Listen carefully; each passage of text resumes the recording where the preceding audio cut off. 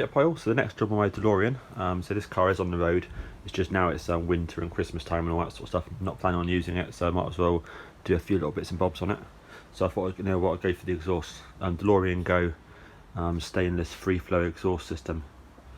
So the reason I'm going for that is because there's nothing wrong with the standard exhaust whatsoever. It has the crossover pipe, goes over the gearbox, but I just find that the noise of it is just very, very average. You know, it just sounds like any old 80s car, just a normal car effectively. And obviously this car, you know, looks beautiful, and I kind of feel it needs a bit more in the exhaust departments, you know. And I thought, you know what, the DeLoreanGo system against fully stainless 3-into-1 manifolds just gets rid of the crossover pipe, helps me run a bit cooler because there's no, say, crossover pipe. Breathes easier. I meant to add a bit more performance, which I'm not bothered about, but still adds some more performance anyway, which is good. And looks really nice. So yeah, so I've got video for over the next couple of days once I do bits and pieces to it. I'm gonna remove the old system. Also taking the wheel off. You have to take off the left inner CV joint to get the crossover pipe. I've left the right hand side wheel on because you don't need to remove that. Don't need to remove the starter motor or the alternator. And then you just crack on. So I've been soaking the manifold studs, you know, this past week. Every night I've just been coming out of there, lying underneath the car and spraying them. So whether or not that does anything, who knows, but it might do something. I've also ordered some Dremel tools as well, which have arrived, which I can use to cut off or slice into nuts, the one not on the studs that I want to keep. So we'll have a look. I mean, I've also got, so the new system, I've got all new studs, all new long barrel nuts, because the originals are small 11mm nuts, I think they are, 11 or 12, I think they're 11s, really small, you know, so probably quite easy to cut through. But just the new DeLoreanGo stuff is the 13mm barrel nuts, which are much deeper, and stainless studs, all this sort of stuff. So yeah, it's a lot of good kit. I've also got the right hand side heat shield for the starter motor and the wiring on the starter motor mainly, which replaces the completely knackered asbestos one which is in the car at the moment. So a few little bits and pieces, yeah, and it should look good. Okay, let's go. Yeah, also the big day. So yeah, the new exhaust system has arrived for the DeLorean. So yeah, really nice, sort of brushed satin on it. These are really nice. I've taken them off to have a look, but I'll put them on again because obviously now I'm fitting it, you know, I want to make sure that's all protected, because that's the sort of thing, you know, that gets dented. If you actually drop it, it falls down. Really nice, really nice. It looks amazing. I know it's quite takes some work to fit, but it looks good. Nice manifolds. Cool. Looks really good. All stainless steel. Nice pipes. Yeah, it looks really good.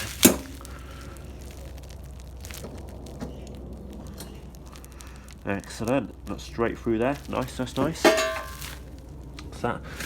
Bits and pieces. So some nice stainless steel clamps, gaskets, nice thick washers, new studs, which is cool. Yeah,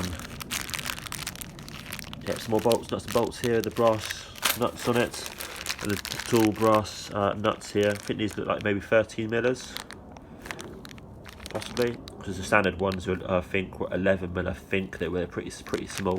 Those look about 13mm. And obviously the more gaskets here as well. This system here actually bolts on using all of the studs available, whereas the original DeLorean system goes on with six, two on each basically, six on each side. So yeah, there we go. And the other bits and pieces to put back on afterwards later. Apparently it's quite a tight fit to get that in, but.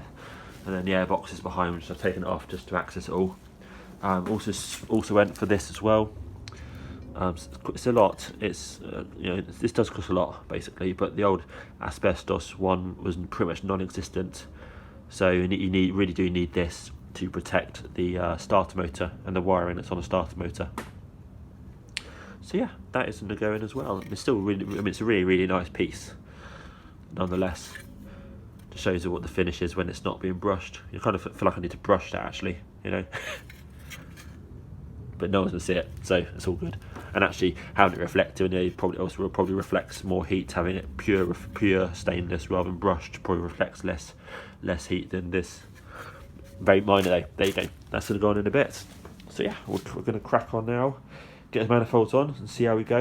Left manifold should be really easy. Right manifold, you've got sort of various bits of wires and all that sort of stuff there, so that'd be much more difficult to fit, I'd imagine. I'm also planning on replacing this. This is an original DeLorean piece made by the factory, so you can see it's 3 pieces of wire going into 2 M8s. So I've ordered a nice, and that's also excessively long. It only really needs to be from here to sort of here. You don't need this additional piece here. So I've ordered a couple of cables which are sort of 6-8 inches shorter than this, just to try different ones out. And I've also ordered the right connections, an M6 on one end and an M8 on the other end, just so when I'm looking underneath there, can't really see actually, but when I'm underneath there, it's all much neater. You know, I've heat shrinked and heat wrapped the wiring here as well.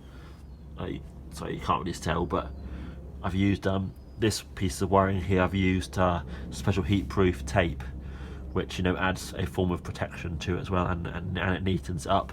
And I say, along with this wire here in there, if someone were to look underneath there, or even if when I look underneath there, you know, to admire this pricey system, it'd be like, yeah, that looks good. So yeah, just little details. That's what you like.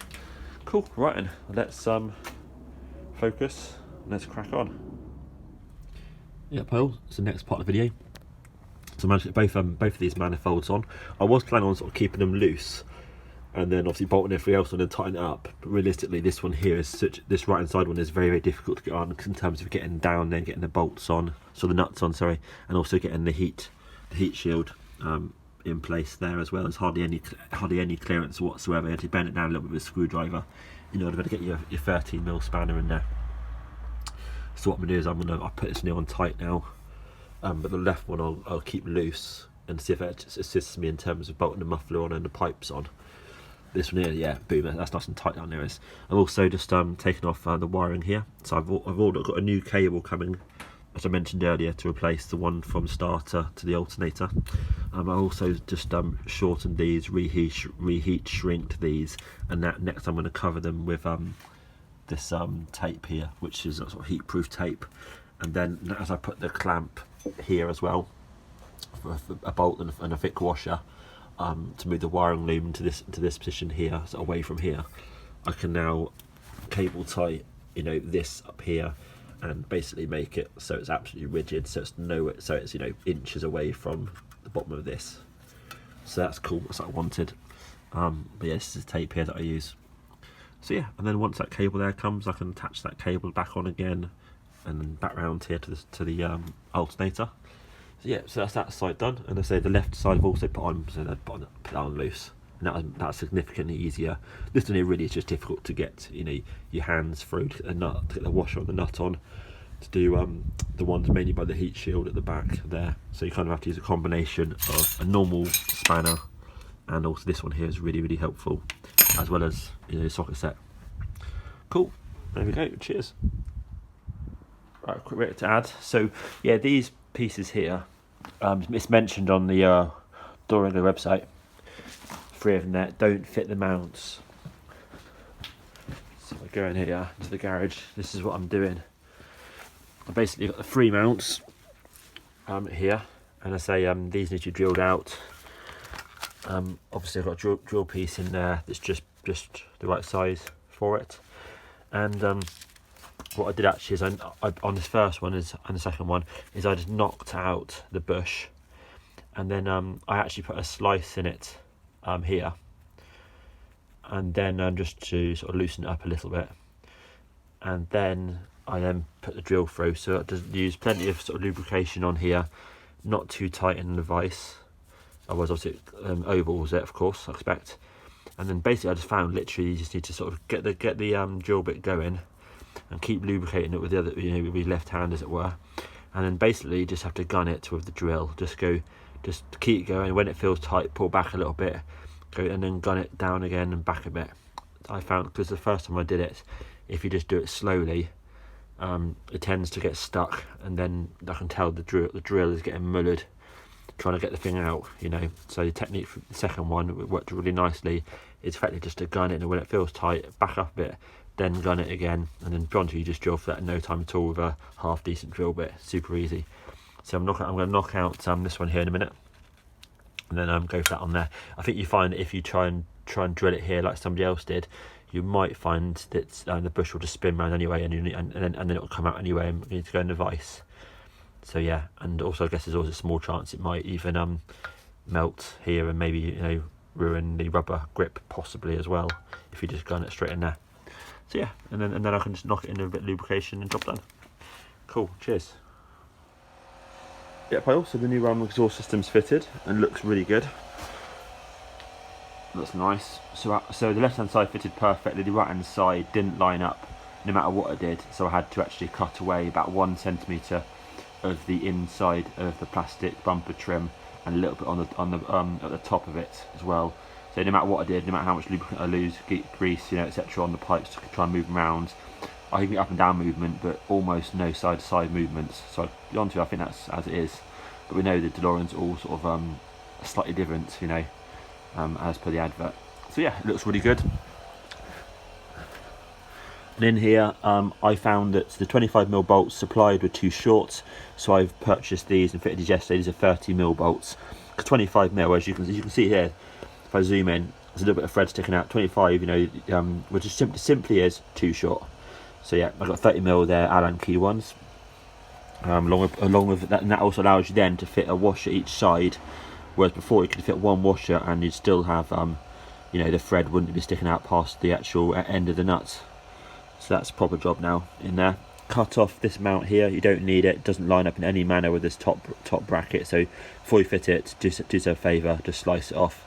I could have sliced it off neater, but I didn't want to risk, you know, that might have pierced the metal, so I thought cut it off there, just the end, then you know it's sorted. Bottom mounts, a little bit of bending, otherwise went through. Had to sort of drill out the middle part of the mount, which was easy. Just plenty of lubrication, quite a fast drill bit, and then put the actual metal bit into a vise, the bit in the middle there into a vise. Because once you seem to put a drill bit in, it spins round and pulls out. So stick it in a vise, lots of lubricant, just go for it. Drills through, no problem at all, super easy, and that fits then perfectly into those mounts. It's not too bad at all to get the heat shield back in, so that's all good. I prefer to use these Allen key headed bolts because I think that they look detailed throughout my car, you know. So obviously with a nut and bolt it'll be easier with a regular hex head, but no drama at all there. Quick look underneath, so beautiful pipes. I had a few snap studs which I wasn't able to drill out. And to be honest with you also, you know, the original system's held on by 6 studs each side. This one here I've got about, so it's obviously there's obviously 12 on each side now, so I've got 10 on at least 10 on each side. So that's decent. So new studs mostly. A couple of restuds I reused because they're in good condition, and I didn't want to risk pulling them out and fucking it all up basically. Along with the thick washers there. You have to lengthen the wire to the CO2 here, so I lengthened it at the other end by quite a bit, by about maybe about a foot, I would say.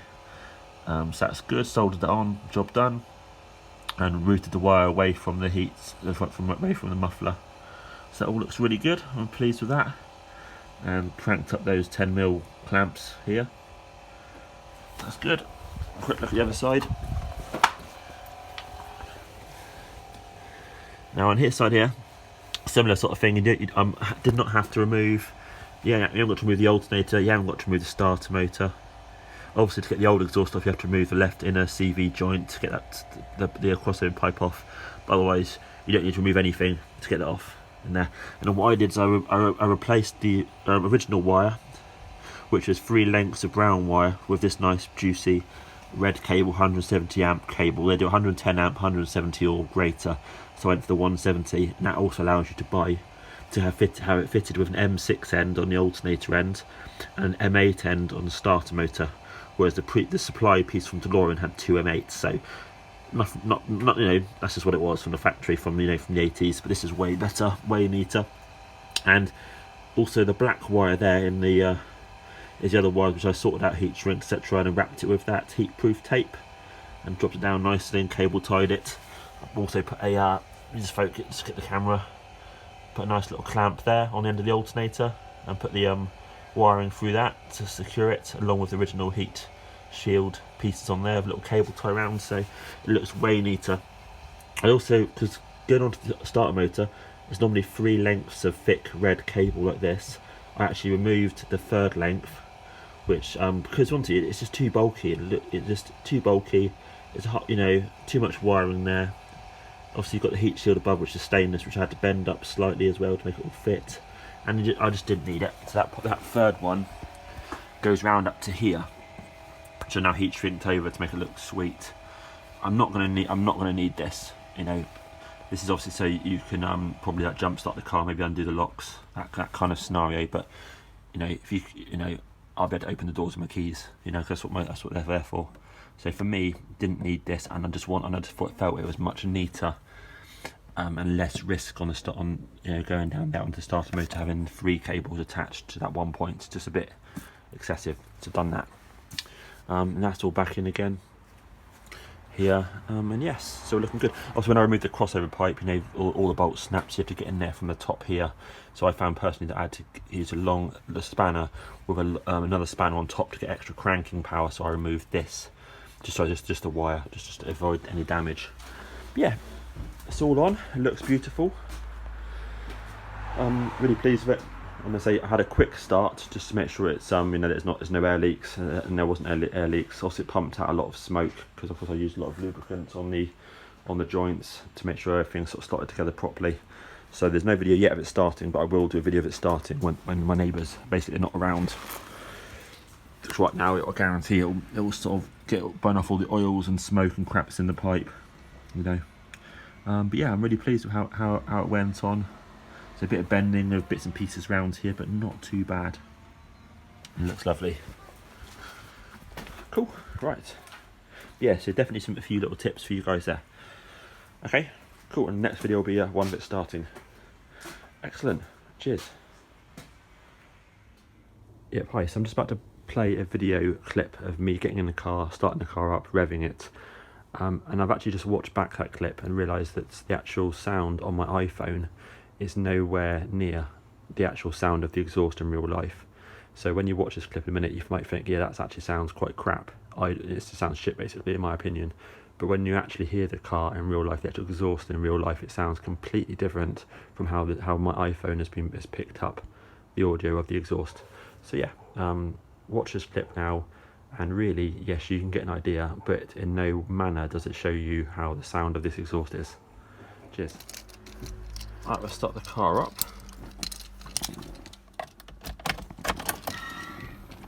Power's on.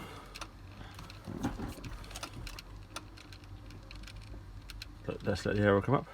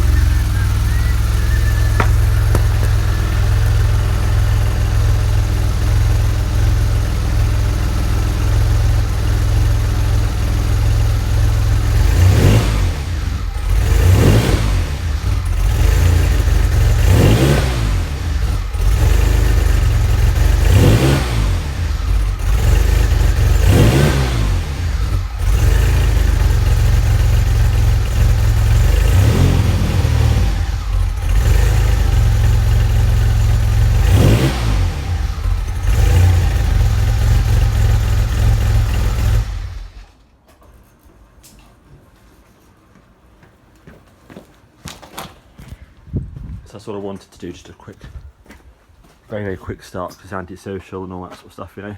And also it's going to be burning off a lot of the oils in the exhaust and the lubricants used to assemble the system when I put it together, so the grease basically, and various little sprays and all that sort of stuff. But yeah, it sounds really good. Obviously that was from dead cold, not being run for a whole week. So obviously the idle settles beautifully when it's had, you know, 5 minutes of warming up time sort of thing. But yeah, you can definitely tell the difference in sound. You know, that little rev, it's much deeper, it's much more sporty, much more fruity. Sounds bloody good. So really the test is when we're out and about, once we've given it a good run, clear all the crap out of it, and then see how it sounds once it's properly hot. But at least you get the idea. Nice one, cheers.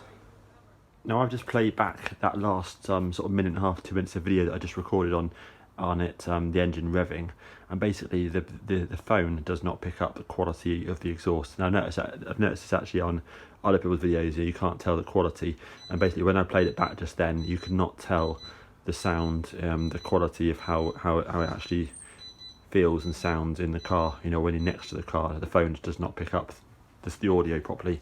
So just be aware of when you heard that previous 2 minutes. That is basically in no way how the car sounds when you're actually listening to it with your ear. So yeah, just to be aware, it sounds way better than that. The audio and the video on the phone sounded crap basically, but it actually sounds really good, really deep. You get a little rev and it's real deep, grunty rev. So yeah, just be aware of don't kind of ignore that sound from that previous 2 minutes. Cool, there we are. Cheers.